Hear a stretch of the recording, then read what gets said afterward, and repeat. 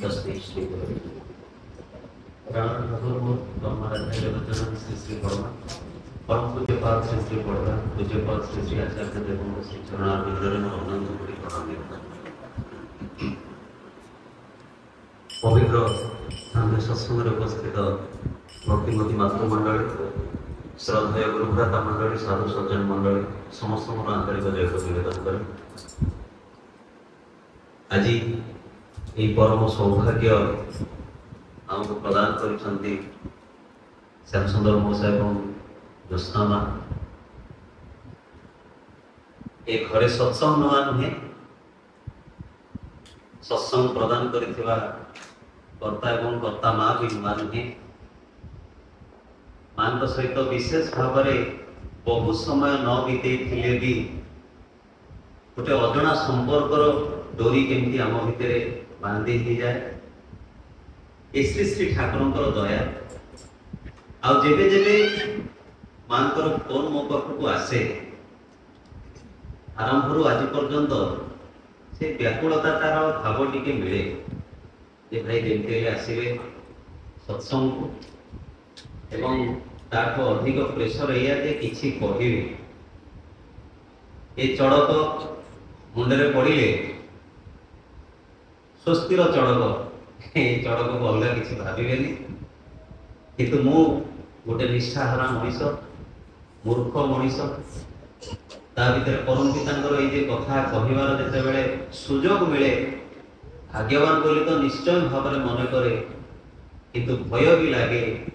जे अधम भीतर देखिए परम पिता जमी भूल रिप्रेजेंट न हो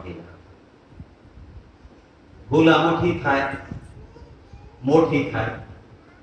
किंतु जहांकर कथा मु कहूँ से निर्भूल पुरुष श्री श्री ठाकुर सत्संगर काया ये सत्संगर भावधारा मनीष बाहर को जिते भी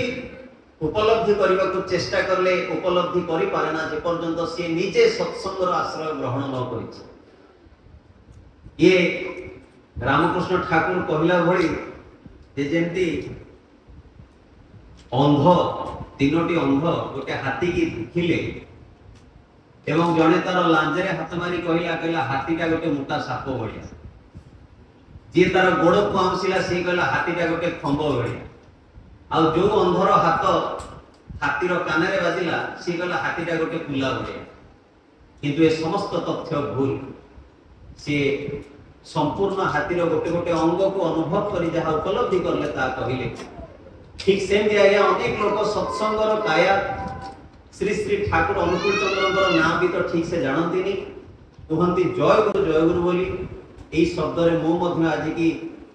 21-22 वर्ष तले डाकुली किंतु मु भी से अंधक भितर गोटे अंध थी जी श्री श्री ठाकुर सत्संगर काया को बुझी पार ना आज जिते ठाकुर सतनाम ग्रहण कर सत्संगर आश्रय नौचु नहीं चलीचु से मात्रा जीवन में उपलब्धि होती प्रकृत में परम पुरुष किए सत्संगर भावधारा कौन अनेक व्यक्ति आज सत्संग उपस्थित मुझे जानी को माने श्री श्री ठाकुर नाम नहीं को माने न नहीं भावुची किछि किछि लोक हे तो थाई पारंती जो माने मो कथा सुनुचंती ठाकुर नाम न नहीं पारंती न नहीं खाती से दिन ये सत्संग कौन जानिबा सुभाष बोस ठाकुर पाखु आसचंत कलिकता रे श्री श्री ठाकुर उत्सव थाए खबर पाई सुभाष बोस जे कलिकता रे पहुंचंती सेठी एते भक्त एते सब जनगहली जे ता भितरे सुभाष बोस आ सुजोग पांतिनी समयर सापेक्षता भितरे फेरी जाती पुनराय पुणी सुभाष बोस पावना आश्रम को जाना जिते सी पावना हिमायतपुर ठाकुर आश्रम को जाइए से एंट्री करू करू आज भी जहाँ लिखाई से दिन भी से लिखाई सत्संग आश्रम कौन लिखाई सत्संग आश्रम आज भी आप देखिए लिखाई सत्संग आश्रम। तो सुभाष बोस मन भीतर ये भावना आसला जे आश्रम शब्द आसी माने निश्चित भाव में किए थे आश्रम किए रुहत बाबा थे तेणु जड़े बाबा सहित आज मोर भेट ये भावना नहीं कि जिते से आश्रम भीतर को प्रवेश करती ସେତେବେଳେ ସୁଶୀଲ ବସୁ ମୁଁ କାଲି ଏ କଥା କହୁଥିଲି ଯିଏ ଯାହାଙ୍କର ସେ ସମୟରେ ଶ୍ୱଶୁର ମାଜିଷ୍ଟ୍ରେଟ ଥିଲେ ଯାହାଙ୍କ ପାଇଁ ଭାଇସ୍ ଚାନ୍ସେଲର ପୋଷ୍ଟ ଆସିଥିଲା ଏ सब କିଛି ଜିନିଷକୁ ତ୍ୟାଗ କରି ଯେ ଏଣ୍ଟାର ଲାଇଫ ଶ୍ରୀ ଶ୍ରୀ ଠାକୁରଙ୍କ ପାଖରେ ଡେଡିକେଟ କରିଥିଲେ ସେ ହେଉଛନ୍ତି ସୁଶୀଲ ରଞ୍ଜନ ବସୁ। ସତ୍ସଙ୍ଗରେ ଆମେ ତାଙ୍କୁ ସୁଶୀଲ ଦା ବୋଲି ଡାକୁ। ସୁଶୀଲ ଦା ସୁଭାଷ ବୋଷକୁ ଆଶ୍ରମ ନେଇ ବୁଲଉଛନ୍ତି। କେତେ ସବୁ ପ୍ରତିଷ୍ଠାନ ହେଇଛି ଇଏ ହେଇଛି ସିଏ ହେଇଛି କୋଉଠି ଗାଈ ବନ୍ଧା ହେଇଛନ୍ତି କୋଉଠି ପକ୍ଷୀ ଅଛନ୍ତି କେତେ ରକମର ଘର ଦ୍ୱାର କଳକାରଖାନା। ସୁଭାଷ ବୋଷ ଏସବୁ ଦେଖିକି बड़ विकल कहते आज्ञा ये सब खाऊ ये जहाँ देखेले देखेले मेन जगह को चल। सुशील दा पचार मेन जगह कोटा ना तुम बाबा कहाँ बाबा पाक चल से सुशील दा आसुचंदी एवं कहते आज्ञा ये बाबा ना ना माने लिखाई सत्संग आश्रम नहीं चल किए सी बाबा। बहुत समय आम जिते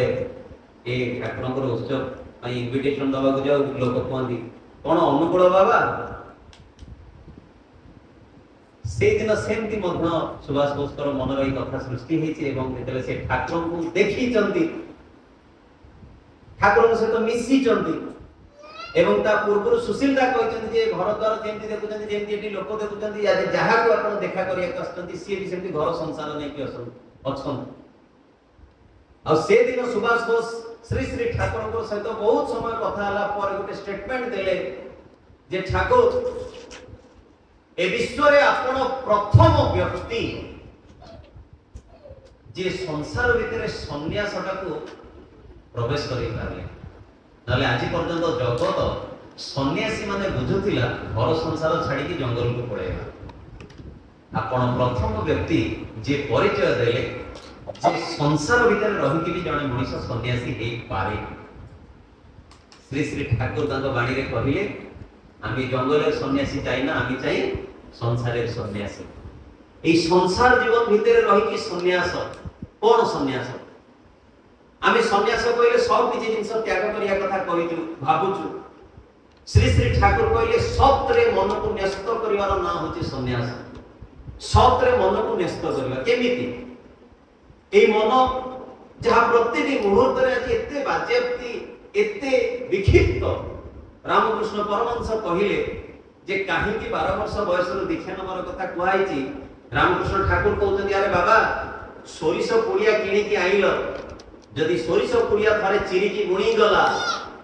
आउ किंतु सब सोरिष को पाइबनी। ठीक सेमती बड़ गहन कथा मुझे रामकृष्ण ठाकुर कथा पढ़े मत लगे जमी पान दुकान जड़े किए बसिक जो सहज सहज कथा कही दिखती कि सृष्टि तत्वर महान तत्व ता भर नहीं करके थाए। रामकृष्ण ठाकुर आप उपदेश पढ़े आप पाइबे सेमती सब कथा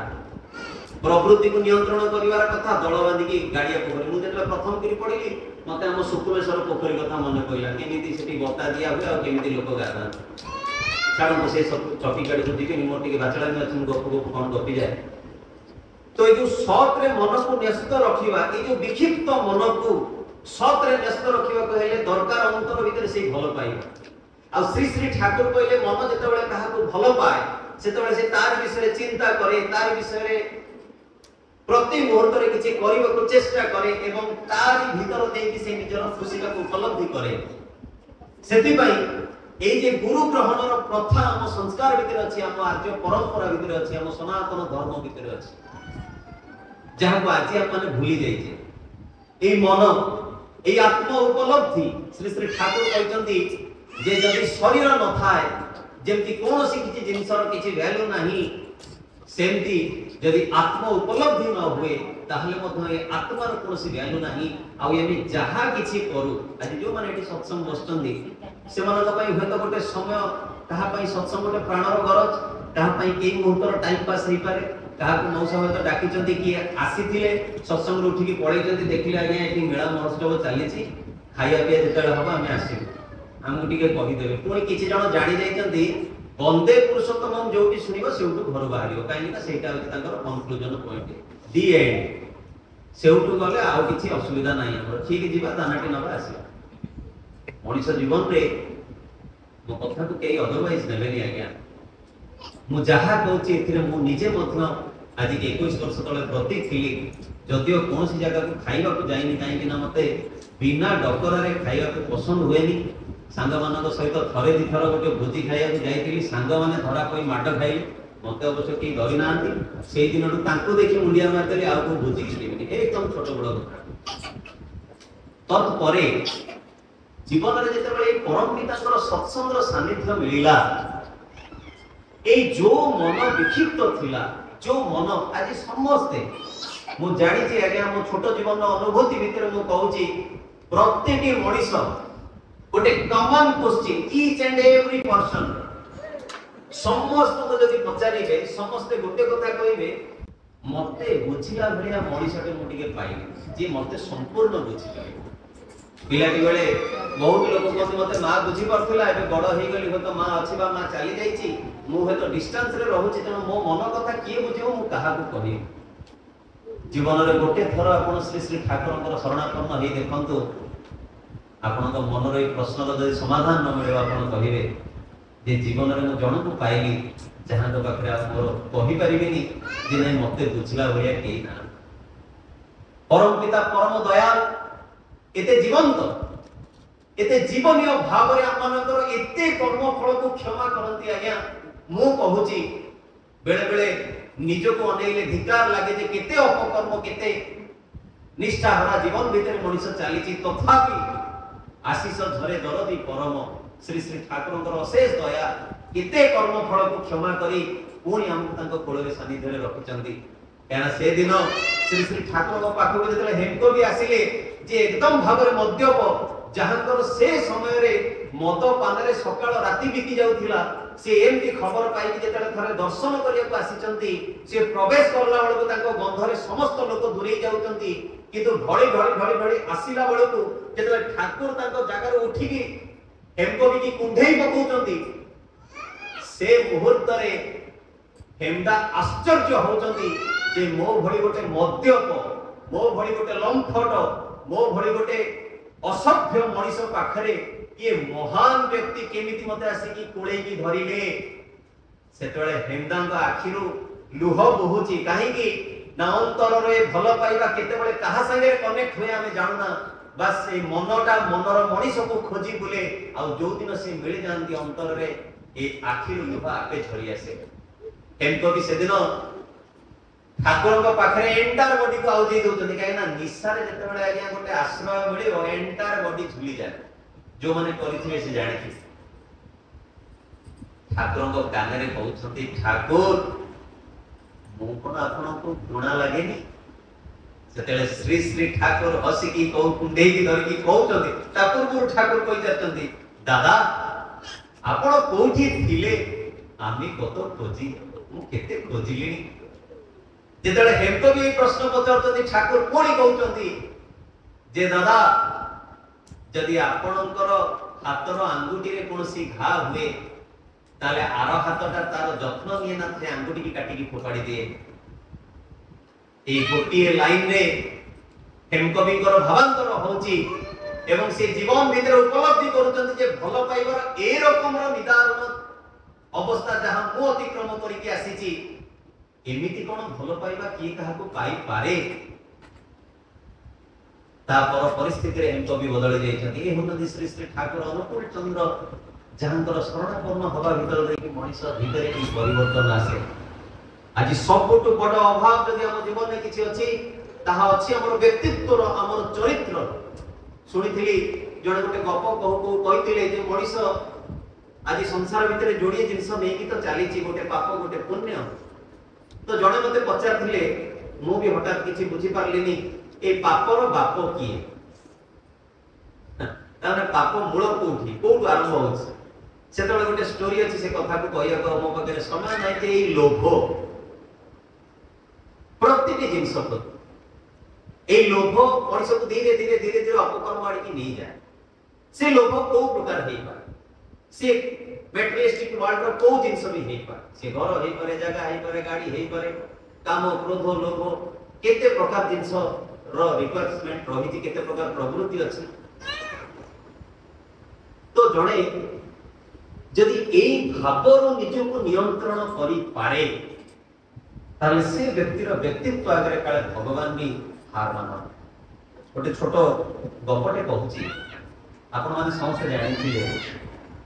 ए कथा सहज कथा। से जो काठरिया दिने गछ हाणुथिला एवं हाणु हाणु तार कुराड़ीटा कौन होला पोखरी रे पड़ी गला ए जो नई रे पड़ी गला। जेतले नदी रे पड़ी गला से नदी पाखु जाई आकुल भाव रे प्रार्थना करूची जे हे नदी देवता हे जल देवता मते टिके मो कुराड़ीटा फेरेई दियो। काहे कि ना तर ए प्रकार दयनीय परिस्थिति जे आ गोटे कुराड़ी किनिबा भी ता पाखे पैसा नाही। आ जदि काठ दि खंड काटी कि से न बिक्री करे ताले तार घर संसार चली परिबो। तेणु तार ए विकल प्रार्थना रे जल देवता आसिकी कहले कोन हेछि ना प्रभु मु आपन को एति की विनती करूछि मु बहुत दुख कष्ट रे अछि आपन टिके मो कुराड़ीटा मते टिके फेरेई दियो। जल देवता कहले अच्छा हो ए गोटे कथा पानी रे बुडी गले गोटे सोनार कुराड़ी आनी के देले। सेतेले काकरिया कहूछि आज्ञा ये सुना ना हो तते मु दउछि नै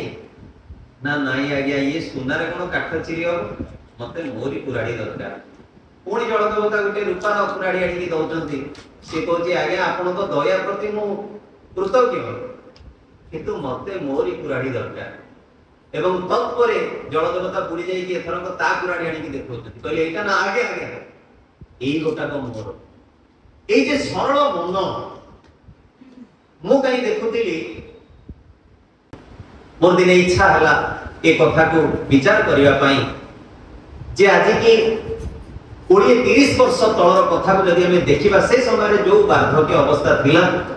से समय रे जो लोक माने सब बंचु थिले बा आजिका डेट रे भी जो माने वयस्क होई कि हम पाखे अंतत पक्षे अछंती सेमानक पाखे हमें कहीं डिप्रेशन देखिया को पाऊ। सेमानक जीवन में से मर्सिडीज ऑडी देखि नांती बहुत बड़ बड़ बंगलो देखि नांती से माने सो कॉल्ड ए जो रोल चाउमीन नूडल्स एते सब जिंस देखि नांती जेतले प्रथम करी भूकु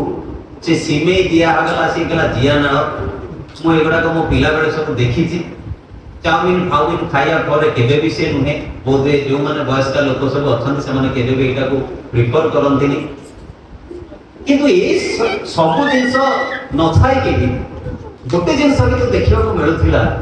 जे से माने समस्त मानसिक दिगरे शांति रे थिले आ ए मानसिक दिगरे शांति रे थिले बोली